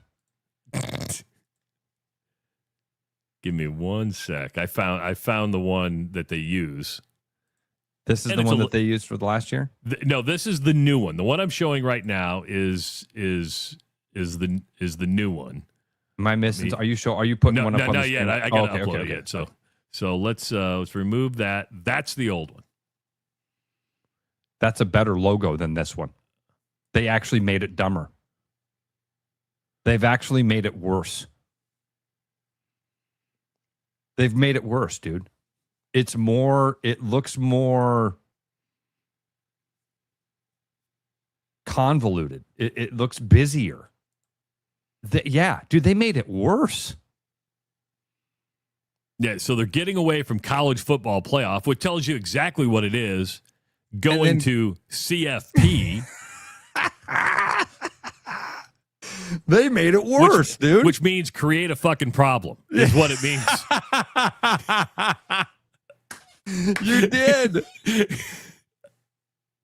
You did. You're absolutely right. That is... Look at that's clean. That says what you want to say. That's the entire message in 3 words and a good, what was the first word you said? Logo. Yeah, when I saw that football, that's recognizable to me. I knew that was the college football playoff. I didn't need college football playoff. What else would it be? Yeah. And then go to the new one again? We need some dimension. Let's make it 3-dimensional. Let's make it look like the trophy. Maybe if we put Las Vegas on there, that'll get people more excited about it. Does that do anything for you? Does having the location and year on there do anything for you? No, that's just the one I pulled down. So, I mean, even take that off of there. CFP National Championship. That's stupid. This is stupid. If that 3-dimensional logo isn't by it, I'm probably going, what is CFP? Which I don't mind, Trav. I don't mind the trophy thing. That's not bad. But that's way better. Tyler has nailed it. Well, why do you change up the logo? Why does Oregon have 1,000 jerseys? Why every couple years do teams say, "Oh, we're gonna go from red to crimson"? We were yellow, now we're gold. What do they do that for? Because you've already got the yellow merch. Now you go buy the gold merch. And then once you get the gold merch, well, why'd they go back to yellow? Oh, crap.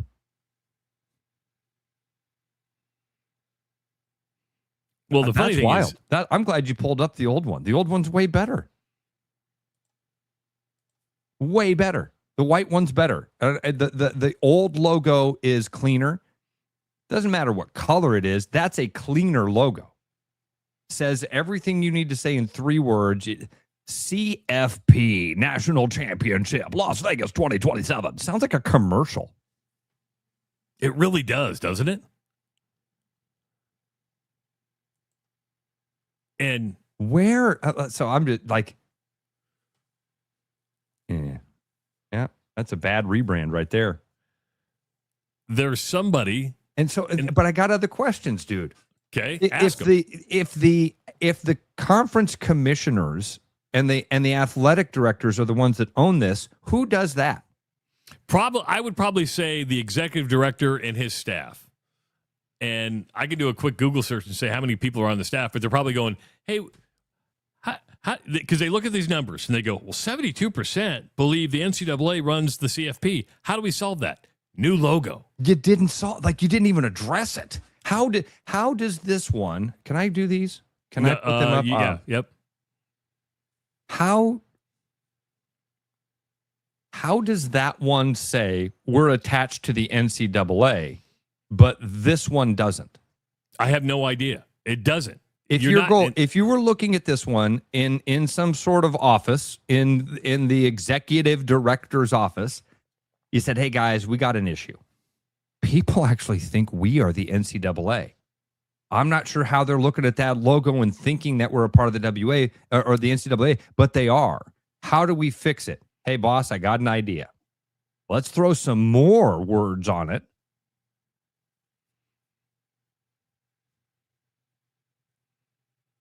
I'm also with Frank. It's redundant. A playoff leads to a championship. The college football playoff national championship, as opposed to the college football playoff run for ninth place. Now, in full transparency, they do have separate logos which each of the bowl games on it. So you have the CFP Rose Bowl, CFP. So they've made logos for each round. I just pulled up the national championship one. I like it. I see it, but that's what this one would be too. Yeah.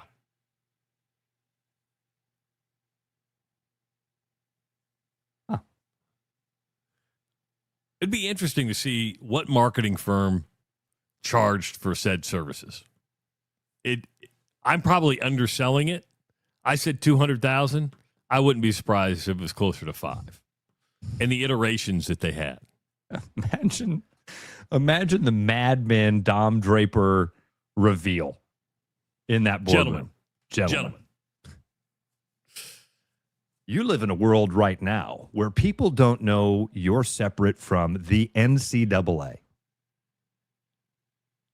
Let me show you how we are going to fix that.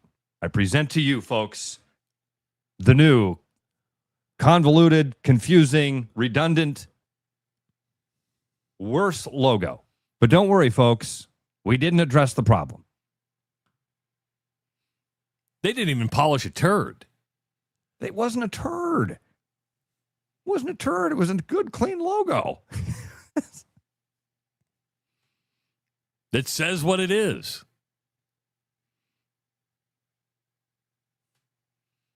And Timmy T-Box is right about something. Brace yourself. Super Bowl does this every year. No. Yeah, they do. Yes, they do. Every single Super Bowl has a completely different logo that has something to do with with the location. I'll agree with that. But what's always a staple of the logo? It's the trophy. The trophy and the Roman numeral are okay. I would have said the Roman numeral was the only consistent. No, I believe the trophy is in every logo. Really? Yes. You like this year the colors were a little different was it in San Francisco this year? But I believe the trophy is consistently in the logo. And if you prove me wrong, I have no problem with that. But because when I see the trophy, I think Super Bowl. That the Lombardi.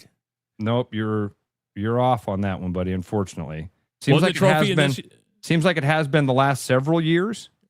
Okay, but you don't have to go back very far to where it's just the Roman numerals, or it's the Roman numerals with some other stuff around it. In fact, it looks like the last one that didn't have the trophy in it would have been Super Bowl 33. So, I mean, you got to go back a ways, but for decades, in fact, for the first 33 Super Bowls, the trophy doesn't even make an appearance. But then you redo a branding exercise and you say, hey, what makes the Super Bowl recognizable? It's the Lombardi trophy. So, because what are we on now? Super Bowl 55 or something like that? Something like that. Yeah. So, I guess for consistent branding over the last 20-some years, you've had the trophy in there. And therefore it becomes recognizable. The trophy and there's no logo that's just, there is not a single logo for the Super Bowl. You have to go back to Super Bowl. Oh my gosh. You have to go back to Super Bowl 1 for it not to have the Roman numerals. It was just called the first World Championship game. Yeah, because it wouldn't even called the Super Bowl then, right? Super Bowl II is Super Bowl II. And then from that point on, the Roman numerals are the only consistent in the logo. Hey. But, so we're both correct in a way, right? And that is, when it first started, for the first 33 years, no trophy. For the last 20-some years, you've got the trophy in there and the Roman numerals.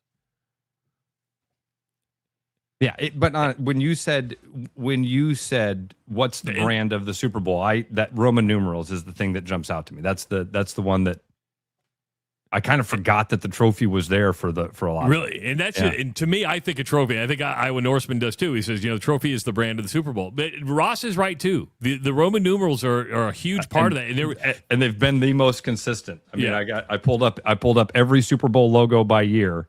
And the only consistent is the Roman numerals. There was discussion. I think they got away from it. Do you think it would be a mistake for the NFL to get away from the Roman numerals? After they hit like 50, they're like, it's going to get pretty long here, and people aren't going to know. I think it would be a mistake. It's the only way we Americans know Roman numerals. Right? Yeah. It's the only. I mean, I was taught them at one point, but I was also taught Spanish. I don't even think we were taught Roman numerals in school. We might have been up to a certain point. Then you're like, but I guess that's all you needed to go, because then it became math. It's like, okay, X is this. I was in a trivia contest one time, and it was how many letters are used in the Roman numeral system. Let's see. You got X, I, L, V. Tell me. Oh, I forgot about V. So So it would go I, V, X, L, C, M. There's C. Is that 100. For century? 100? Yeah. Okay. Yeah.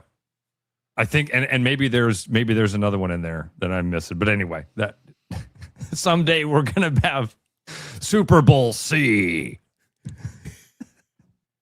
I will be alive to see that. I might. No, I don't think I'll make it. Yeah, I might. If I live to be 100, I'll get pretty. I'll make it. But I'm not really counting on getting to 100.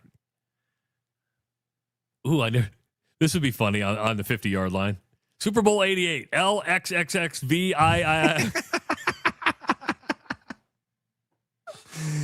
That's good. That's a good one to look at. And is that, Tyler just asked, is that the longest set of numerals? I don't know. I don't either. I don't. Look at the logo. It stretches from the 20 to the 20. Maybe by that point, maybe that's what they're doing. Maybe they're anticipating that, and they're like, hey, we got to make the trophy the prominent part of the logo. We're going to make the Roman numerals smaller and smaller and smaller and smaller until we can just get rid of them altogether. Oh, man. But the original point that Tyler was making there was they change the logo every year, because you're right. You could just use the Lombardi trophy. Yeah. It could just be a photo of the Lombardi trophy that would be the symbol and the brand and the logo for the Super Bowl. And that would be okay. But what they do is they let these cities add a little of their own character to it and try to keep the NFL branding with. And the Final Four does that as well. You'll see a different logo for each Final Four, but still have the NCAA present in it. I mean, college football. You're right, Ross. When you look at them side by side, I like the original one better, because that tells me exactly what it is. Cleaner. A logo should be clean. It should be one. Your brain should take a millisecond to recognize it. Yeah, look at our logo, the Rush, and then Travis and Ross. I mean, it's very clean. It's nothing fancy about it. I would look at bigger brands than us and say Apple, all those ones that you had mentioned before. Like those things pop up, and you instantly know what it is that you're dealing with. The Nike swoosh. That's why the Nike swoosh is so much better than all of the other shoe logos. Simple, clean. If you just put up Reebok and Asics next to each other, it would take my brain a second to know which one is which. Oh. Good point. I have Saucony shoes. And it's like a weird crooked S. And honestly, if you put it up next to the Skechers logo, I'd go, oh, yeah, the one with the dots is the Saucony because of my... I got a question about Saucony. And did they used to be called Spot Built? Is that the old Spot Built? I have no idea. I always want...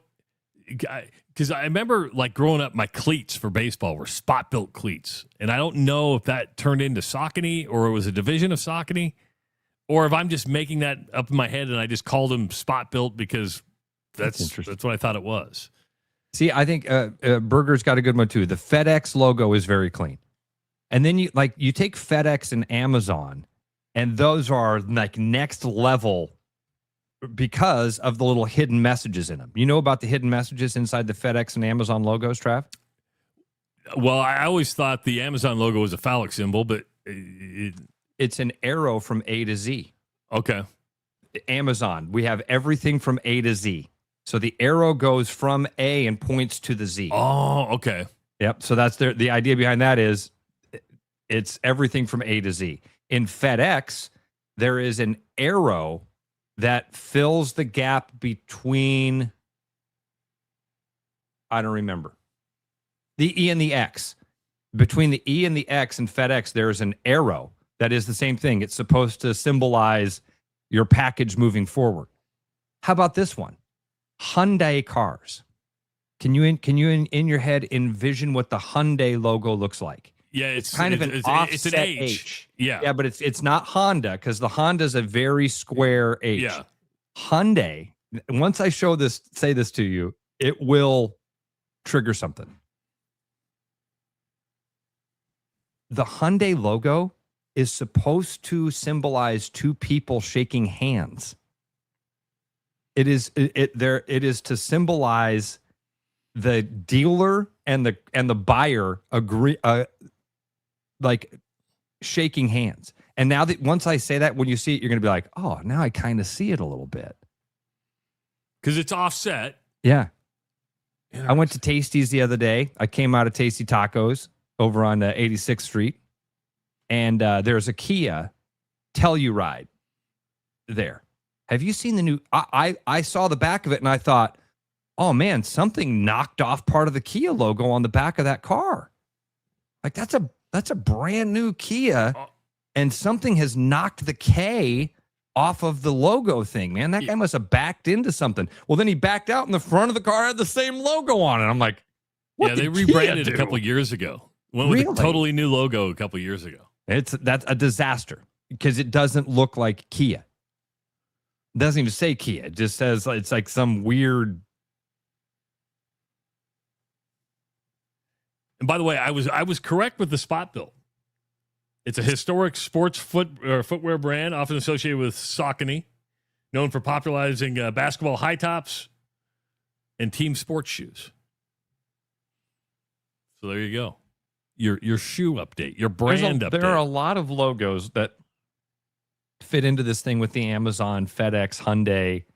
There are a lot of them that have like a little hidden message. Yeah, hidden something in them.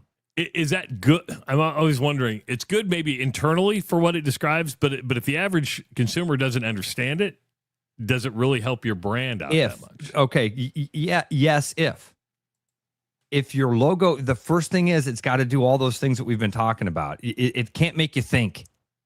So it's got to tell you what it is instantly. In a millisecond, you got to look at it and go FedEx, Amazon, got it.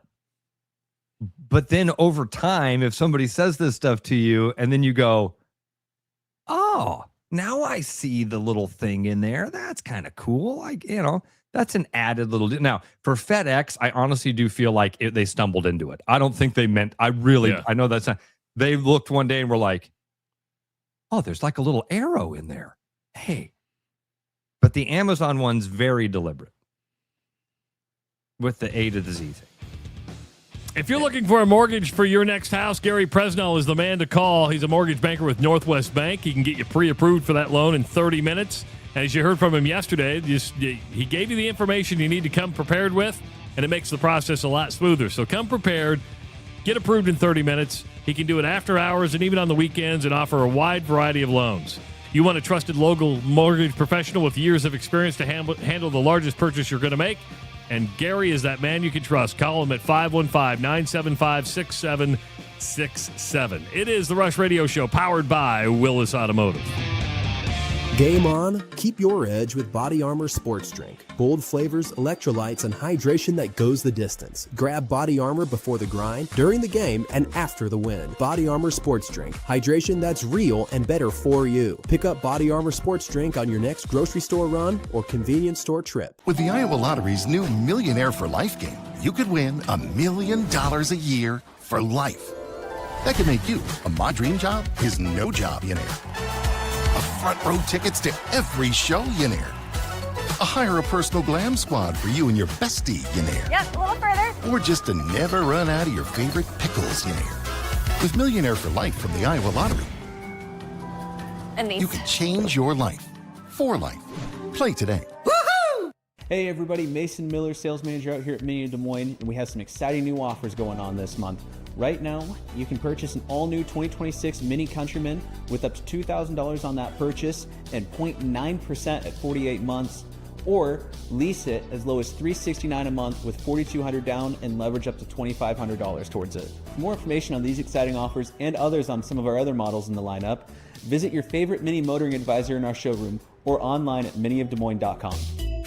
Hi, it's Noel. At Fiscus Jewelers, we're honored by the fact that our customers continue to come back on purpose, and that trust means everything to us. For years, we've been privileged to be a part of life's most meaningful moments, and we never take that responsibility lightly. We proudly offer the largest inventory in Ankeny, cutting-edge custom designs, including free CAD drawings, and a team that takes the time to get it right. Thank you for choosing us year after year. Fiscus Jewelers, your jeweler for life. Hi, I'm Tom, owner of Central City Liquors. Our customers love us because we offer a large selection at an affordable price. And to keep costs low for you, we don't splurge on fancy promotions and expensive equipment. This commercial is being shot on a phone taped to a stick. Anyway, we are proud to announce our new rewards program that allows customers to save more the more they buy. So don't spend more to pay for fancy commercials. Save at Central City, where we know what's important. I told you we should have used duct tape. Hey guys, it's Zach here at Willis Infinity Service. Do you have a pollen allergy? Well, so does your car. Replace those clogged engine and cabin air filters with fresh new filters. During the month of April, you can get 20% off your new air filters and wiper blades during our Fresh Spring Special. Schedule today at willisinfinity.com. Back like a rash you thought was gone. Travis and Ross aren't contagious, but they are addictive. It's the Rush Radio Show, powered by Willis Automotive. If you're done growing your family, a vasectomy might be the right next step. At Urology Center of Iowa, they offer a no-scalpel procedure designed to be simple, safe, and convenient. It's performed in Des Moines by specialists who focus on men's health every day. Take control of your future with confidence. Visit iowauro.com. Click Schedule an Appointment at Urology Center of Iowa. We see you. Ross, did you see where former Michigan coach Sharon Moore did not get any jail time? You know, Trav, I did see that, and that was one. Maybe you got to help me with the reaction to this, because I kind of found myself in a couple of minutes hitting both sides of the spectrum, where initially my knee-jerk reaction to it was like, what? What? He didn't get any jail time at all? And then I got to kind of breaking it down in my head of like, oh, wait a minute. He's really wealthy. He's going to have the best defense attorneys on the planet. The cheating on your wife, while disgusting, is not a crime. Having sex with a woman that's over 18 years old is not a crime.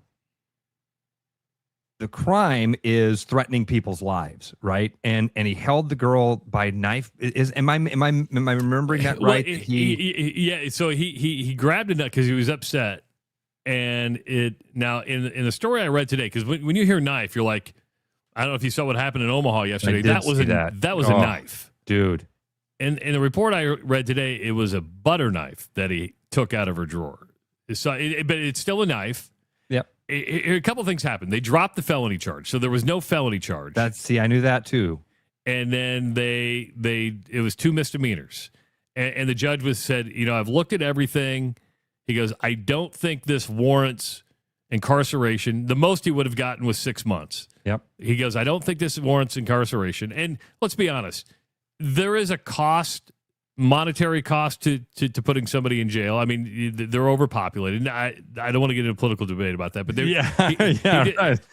because I do believe people need to be incarcerated. But then you look at it and go, okay, I'm going to put you on probation. And the judge said this. He goes, I'm going to put you on probation. He goes, the support of your wife played a big part of this because she was by his side the whole time. But he goes, I'm not scared if you break this probation to throw you in jail right away. Meaning you can't have alcohol. You can't do drugs. You're going to get tested for that. You cannot possess a firearm. And you're going to have to go to that. So I was kind of with you, Ross. I probably had the same reaction was, what do you mean you didn't get jail time? Then you sit back and go, okay, I can see it's such a stupid thing that we do, but it's true, Travis. Well, it's his first offense. Well, it's a mental illness thing. There's some mental health stuff at play here. He's got a really good defense attorney. I'm not trying to defend it. This is the world that we live in. All of these things are factors in what comes out of that courtroom, right? And you can be mad about it. You can think it's not fair. You can think it's not the right punishment.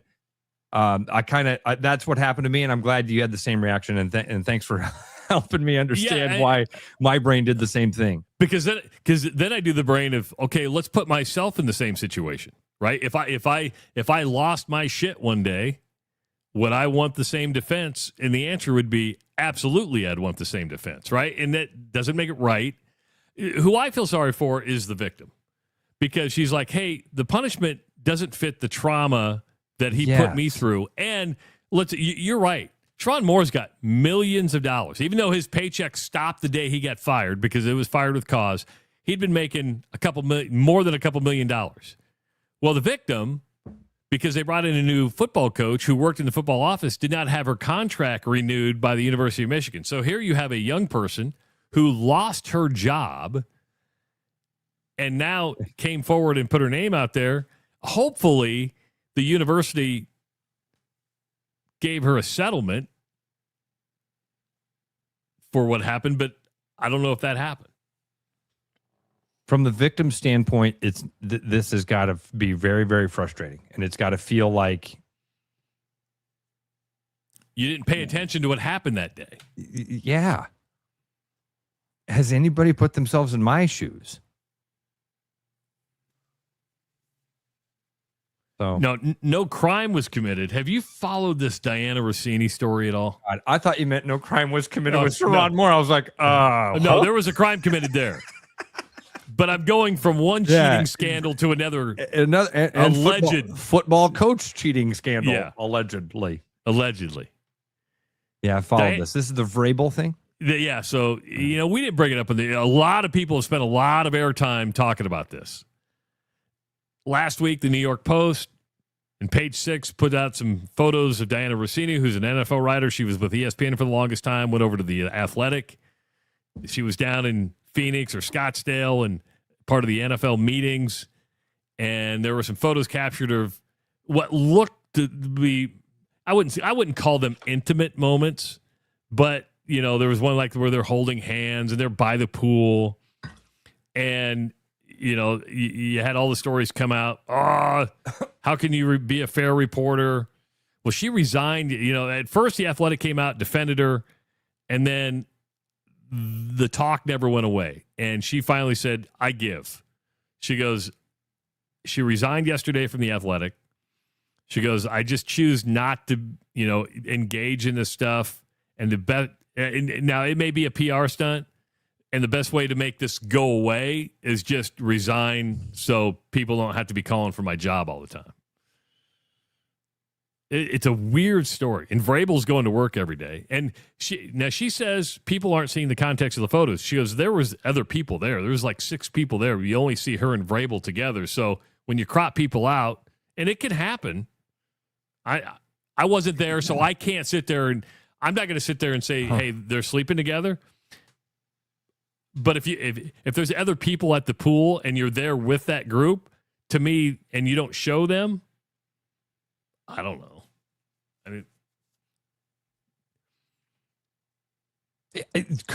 can pictures be taken out of context? That's a really good point. I don't know. I don't want to assume that's fair to say those photos could be snapshots that don't tell a full story, and they don't. A picture can't tell the full story. Well, let's give an example. Let's say I was standing next to a really hot woman, right? But I'm just having a conversation.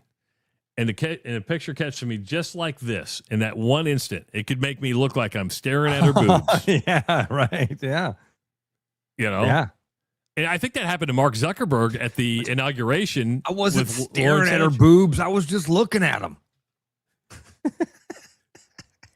Now, if video shows me looking there for like 5 minutes going, right. Okay, then you got me. You got me.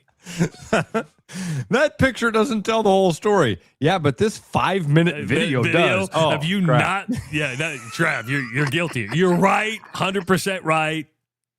Okay, might have been a little creepy. We didn't think you were staring until you started licking your lips. Then we were like, "What the hell?"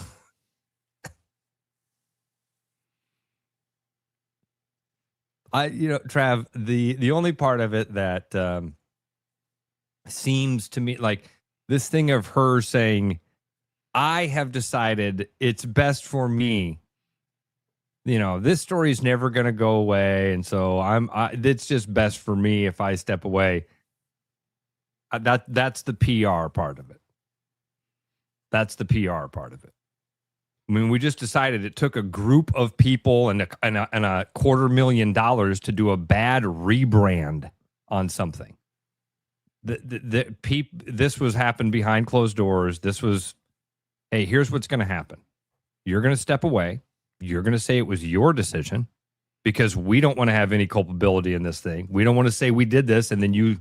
So we really think it's best if you make this decision. And probably right, because I mean, the Athletic came out right away and defended her, like, and so they probably didn't want to go back on what they said and just say, hey, we'll let you out of your contract. Oh. Somebody asked, wasn't there a Coldplay pose they were doing? No, I saw them. The one I saw was they were laying by the pool, and there was another one like they were just touching hands. Listen, and by the way, our buddy John, congratulations on the birth of his baby boy earlier this week. He wrote in and said, not sure there would be resignation from a career for a photoshopped misunderstanding. That's a good point. If this was nothing, if this was truly nothing, you fight that and you go, no, this is totally wrong. You guys are taking a snapshot out of context. Part of this could be resign or this other stuff can come out. Both Vrabel and Rossini are married. And so you're probably dealing with a lot of family stuff at this point too. Yeah. Not only do you need to explain to your wife and your husband before you need to explain to the rest of the world. I didn't see. There was one I just saw one of them like holding hands. You know what I mean? It looked like they were on a dock to me, but again, that's the fisherman in me. I was like, oh, there's probably fish in that water behind them. Weren't they on like a dock? Or am I crazy? Is it just a deck? It's a pool deck. Pool deck. Okay. Was there water in the background? And by the way, there is a hug. But okay. I promise you, I don't find a hug that it's not what I'd call a romantic hug. And you can tell embraces. If you say goodbye to somebody, you say, hey, thanks for the hugs are pretty I hug people all the time, male and female. I'm a hugger. Yeah, I'm a hugger. Hell, I hug random people. I have not. I didn't really look at these photos at all. I just saw. Oh, now I see the one of them in the hot tub. Why did I think there was a pond in the background? There's no water in that photo. If I would have drawn a picture of that photo, it would have been them holding hands on a dock with a lake in the background. No, I'm not. No, you've got. I don't know if there's many. Lake Havasu, I think, is a long ways away from from Phoenix. Don't know what I was seeing. But yeah, I fall into the same line as Johnny and John. If nothing was going on, you don't resign. You fight that. You say, "Hey, I'm not giving this career up that I've fought for and working for this wonderful organization." I do think that you got to be taken off the Patriots beat, and that's fair. Yep, that's fair. That's fair because driftless. And I don't necessarily. I don't think I fall into if nothing was going on, why resign. I can buy. I understand why you said it. I'm coming at it from maybe a different. Not everybody's made up mentally on the pressure you can handle. I mean, when you're getting beat up constantly on talk radio, in social media, I've never been in that situation. Yeah, but I'm just saying people are just made up mentally, Ross. You're right. You're right. But I don't. Handle. But I don't think you get to where either one of those people are in their careers without having a little bit of thick skin, have a little bit of pushback in you. You got to have a little fight because they've run into problems before and fought through those problems to get to the top of the ladder. So again, I'm just guessing on it. Mike Vrabel's not resigning. He's going to work every day. Diana Rossini is resigning, and because you may not have somebody there to have your back in those thick skin situations, some people are going to have your back. You might go, nobody's got my back right now. Maybe where's everybody at? That's true. Maybe you looked around and went, why aren't my bosses helping me out on this? Yeah. You know what? They did right away, but then all of a sudden they're going to do an internal, and they're like, I'm just going to step away from it. I brought up the Baltimore or go ahead. Yeah. I was just going to say with Driftless, he said, Ross's fishing addiction, get a line in the water, fella. I actually went fishing the other day. At the new place? No. It was one of the urban ponds right by Drake University called Whitmer Park, which the DNR spent a lot of time. My buddy Tyler was a big part of helping out. A bunch of the DNR guys. They refurbished that pond and restocked it. Dude, I go out there. I throw my first cast across the pond, and right in front of me along the bank comes swimming this giant koi fish. Oh, I saw your post the other day. What's a koi fish doing in that pond? Somebody released it. It got too big for somebody's aquarium at their home, and so they put it in the local pond, thinking they were, saving Fido or whatever it was their fish's name was. We're gonna put this fish in a pond because I don't want this fish to die. That koi fish might be destroying the ecosystem inside of that pond. Don't do that, man. Flush your goldfish. Don't put them in a local pond, or call the science or the botanical center has a huge koi pond. Call the botanical center and say, hey, I've got a koi or goldfish. What do I do with the thing? Call the DNR and say, what do I do with this fish? It's too big for my aquarium. Do not put it in a local pond. You will destroy that pond. And people right away were like, I put this thing out saying, hey, don't do this. And people were like, oh, a bass takes care of that in a second. No, it does not. This fish was 16 inches. Oh, it was big koi pond. Big koi fish. Yeah. They're like a carp. They're like a carp. And they can get in there and really wreak havoc. So anyway, I threw like 3 lines across and was like, this is stupid. And I called my DNR buddy and I'm like, dude, I got bad news for you. First cast I threw, I saw a koi fish swimming from me, and he just went, oh, why are people? I don't. You know why? Because they don't know any better. They don't. They're uneducated on what you're talking about, and they think, well, fresh water, it'd be fine, and that all fish can habitate together. Yeah, doesn't work that way. No, not there's good. There's a reason people have educations and work for like the DNR and know how to stock a pond. Well, dude, then I put it on Facebook. I was like, hey, PSA, don't release these fish. You can hurt the ecosystem. And a lady wrote back to me and said, and you know this how? And I just replied, science. Trust the science. Trust the science. Don't get political. Don't get political. I'm not. I would never do such a thing. Oh, man. Yeah, I brought up the Orioles manager yesterday, Craig Albernaz. He remember I said he got hit in the face with the line.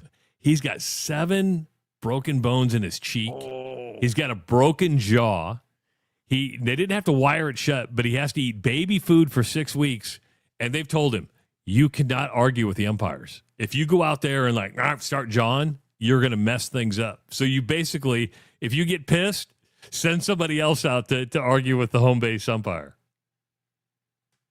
Oh. That's great. He can't argue. He's got to eat. The worst part of this, he has to eat baby food. Yeah.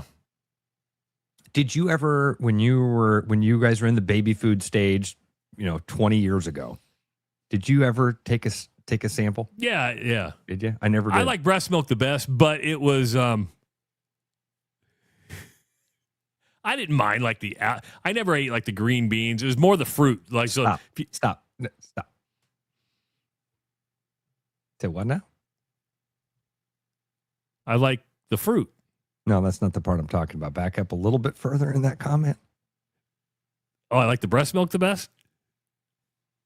You got to try breast milk every once in a while. Do you? I must have missed that memo.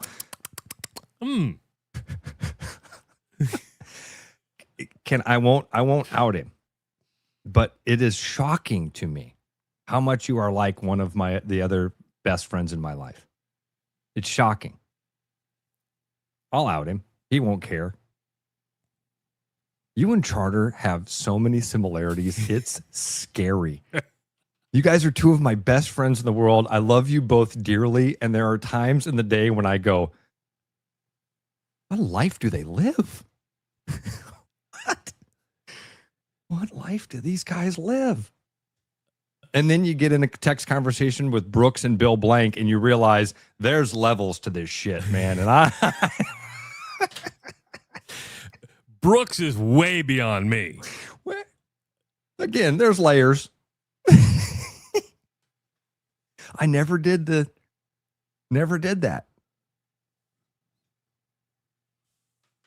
Breast milk is my favorite. Sorry. I love what somebody wrote. Where was it? Tyler. Jesus. Sorry, Abigail. I keep forgetting my kids might be listening to this. It's good that I forget. I just zone that out every day. Yes, it is, because you still plow straight forward. I'm with you. You. No filter. I love you. I love you so much when you say that. Never did it. One more. We got a couple more seconds, but Alec Boehm fired Scott Boras, his agent. He's the kid that's suing his parents as well, right? Yeah. And he's saying what happened was when he was doing this, his parents Boras did not insist on a third-party financial advisor, and his parents really forced him towards Boras, and he wanted to go, I think, with the Wasserman Group, who said, no, you need a third-party financial advisor. And now he's got a cease and desist because mom and dad took out $585,000 last month, which he believes is to pay for legal bills. Oh, yeah. Yeah. Oh. All right, folks, enjoy your Wednesday. We'll be back tomorrow. Brian Duax will be joining us. We're going to find out who goes into the vault. Get to Central City Liquors. Get your receipt in that box, man. That's a big one. It is the Rush Radio Show powered by Willis Automotive. Game on. Keep your edge with Body Armor Sports Drink. Bold flavors, electrolytes, and hydration that goes the distance. Grab Body Armor before the grind, during the game, and after the win. Body Armor Sports Drink. Hydration that's real and better for you. Pick up Body Armor Sports Drink on your next grocery store run or convenience store trip. With the Iowa Lottery's new Millionaire for Life game, you could win $1 million a year for life. That could make you a My Dream Job is No Job millionaire. A front row tickets to every show millionaire. A hire a personal glam squad for you and your bestie millionaire. Yep, a little further. Or just to never run out of your favorite pickles millionaire. With Millionaire for Life from the Iowa Lottery, And these. you can change your life for life. Play today. Hey everybody, Mason Miller, sales manager out here at Mini Des Moines, and we have some exciting new offers going on this month. Right now, you can purchase an all-new 2026 Mini Countryman with up to $2,000 on that purchase and 0.9% at 48 months, or lease it as low as $369 a month with $4,200 down and leverage up to $2,500 towards it. For more information on these exciting offers and others on some of our other models in the lineup, visit your favorite Mini motoring advisor in our showroom or online at miniofdesmoines.com. Hi, it's Noel. At Fiscus Jewelers, we're honored by the fact that our customers continue to come back on purpose, and that trust means everything to us. For years, we've been privileged to be a part of life's most meaningful moments, and we never take that responsibility lightly. We proudly offer the largest inventory in Ankeny, cutting-edge custom designs, including free CAD drawings, and a team that takes the time to get it right. Thank you for choosing us year after year. Fiscus Jewelers, your jeweler for life. Hi, I'm Tom, owner of Central City Liquors. Our customers love us because we offer a large selection at an affordable price. And to keep costs low for you, we don't splurge on fancy promotions and expensive equipment. This commercial is being shot on a phone taped to a stick. Anyway, we are proud to announce our new rewards program that allows customers to save more the more they buy. Whoop! So don't spend more to pay for fancy commercials. Save at Central City, where we know what's important.